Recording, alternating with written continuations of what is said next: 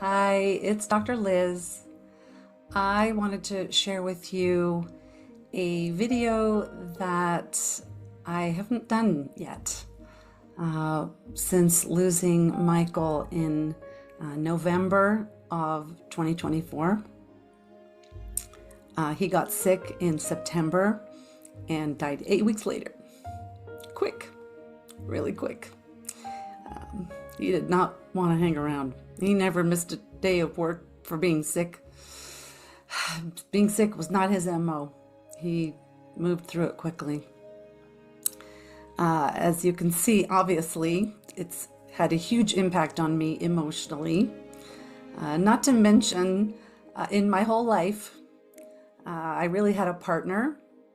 And ever since he died, I have been pushed into my own power more than I knew I had.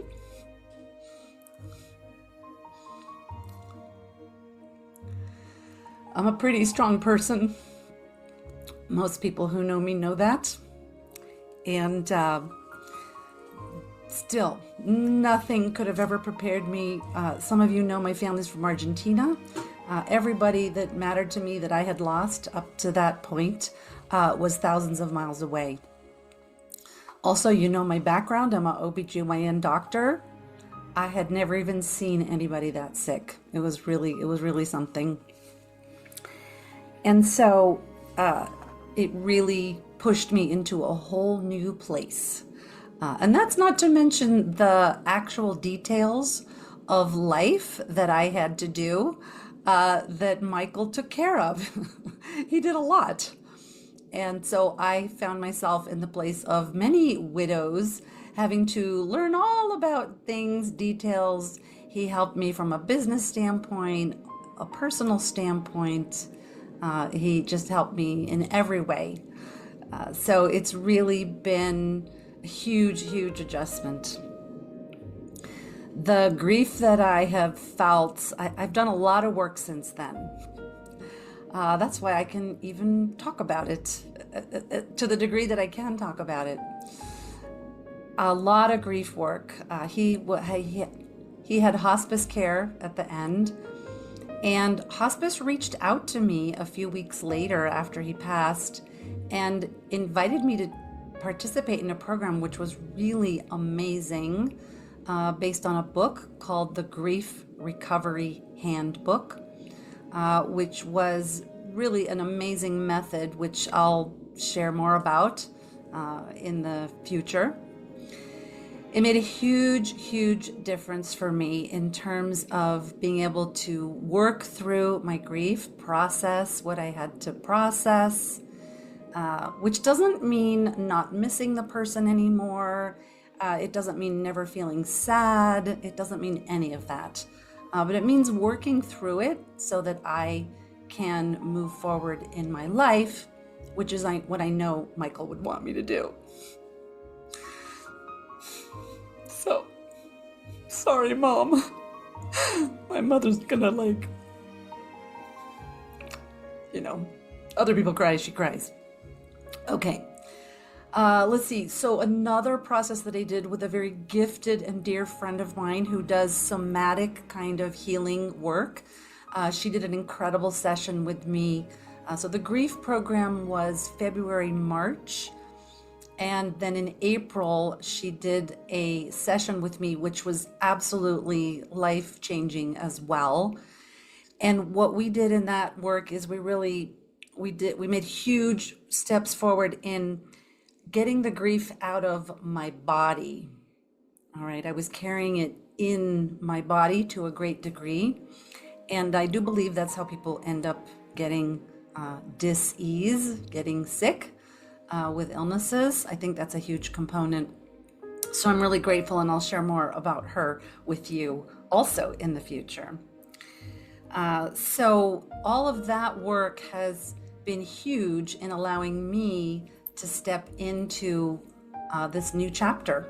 I am in a new chapter that's by hook or by crook. All of it just opened a huge, deeper part of me. I have had a wonderful, blessed life, including meeting Michael. Would not trade that even for all the sadness that I have been through in the last few months. And it's completely shifted how I show up for other people. You know, we know life is finite, but when you see it up close like that, it really sinks in.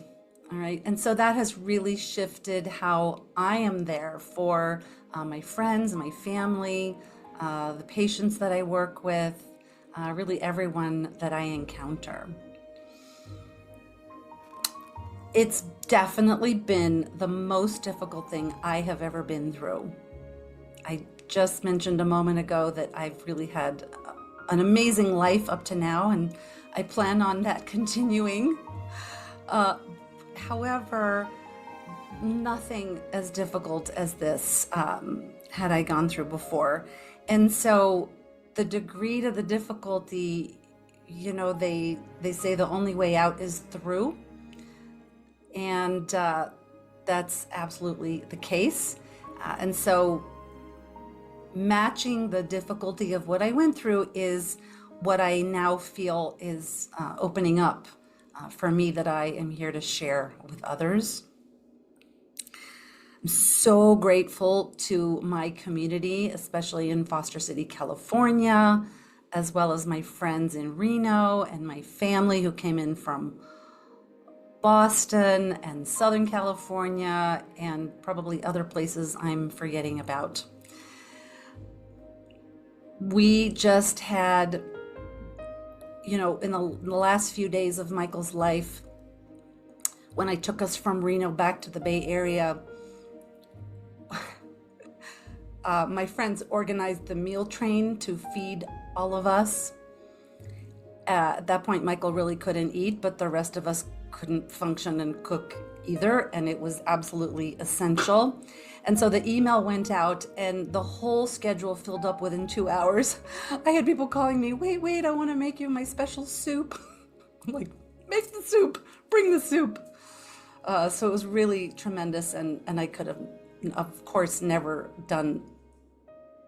lived through all of that without all of your support, for which I'm super duper grateful. Now I hold a whole new space for my practice, for my business, really how I am here to serve the people that I take care of has really shifted at a very deep, deep level. I think I want to wrap up for right now by saying that if you have been through anything like this, and you know, we've all experienced loss.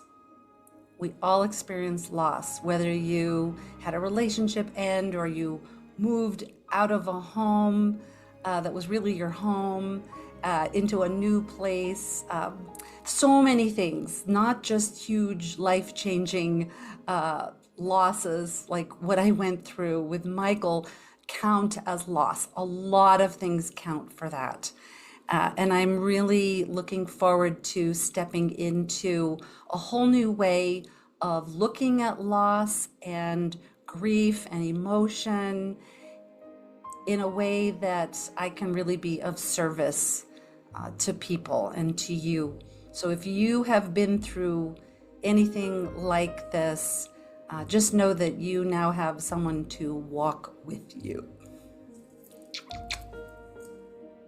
Thank you. See you soon.